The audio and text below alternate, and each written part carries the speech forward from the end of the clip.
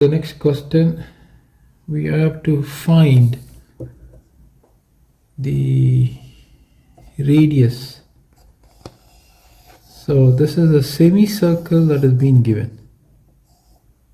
Okay. Now let me complete the diagram. So this is what is required. So we will complete it. So this center is taken as O. I'm going to take this point as P and Q. Now what we have here is there is actually a line that is dividing OP into two parts. Okay, so let me draw that division. So there is a hit here. So this region, or I would say this line OP, is divided into two parts, two equal parts. Okay, so they are equal. Now from P there is a hit, there is again a division. So let me draw that division. And that division is taking place, or I would say it's splitting this line into 3 and 2 units. Figure is not to scale. We are asked to find the radius. So we can take this point as M. OQ is equal to OP is equal to R. OM is equal to MP is equal to R over 2. As I mentioned, we need R. Now for answering this question, what we need to do is we will have to complete this circle. So let me complete this circle. Okay, that is critical.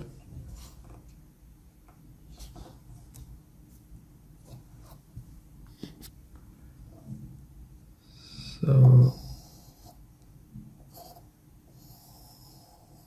that's a complete circle. Now next what we are going to do is we are going to be extending this line. So let me take this point as T and we will extend this line. So this will go all the way here, and I will name this point as some N. Now Tn is a chord, and a line drawn from O, which is the center, to the chord Tn will always bisect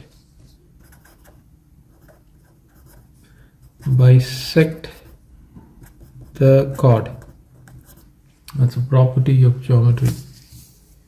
So what I'm going to do is I'm going to be drawing a bisector. So if I were to drop this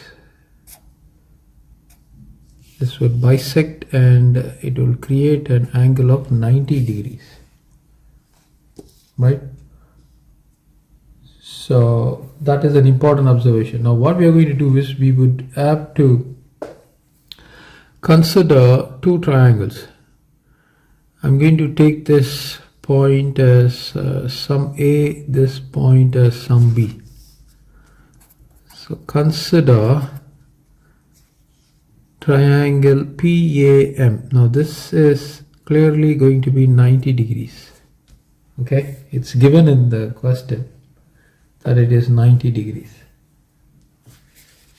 So with that being said, I can consider triangle PAM and triangle OBM. Now clearly you can actually see that this particular angle that you see here, this angle and this angle are vertically opposite angles, so they are one and the same. So I will be utilizing this fact. Since OM is equal to MP and angle at M of triangle PAM is equal to angle at M of triangle OBM, right? This is M, right? OBM, not N, OBM. Okay, so the angles are one and the same there, and the sides are same, and also the angle at B, I will start here, angle at A of triangle PAM is equal to angle at B of triangle OBM. So by angle side property, so what do you have? This means triangle PAM is congruent to triangle OBM. We have got that congruency. So that in turn would mean MA will be equal to BM, right? So this side MA will be equal to 2 units, or MA is given as 2 units, so BM is going to be equal to 2 units, right? So with that being said, since OB is a bisector of TN, this in turn would mean BN will be equal to, what is the value? 3 plus 2, 5 plus 2, 7 units. So this is going to be 7 units. Okay. Okay. Next important point we will have to use here is intersecting chord theorem.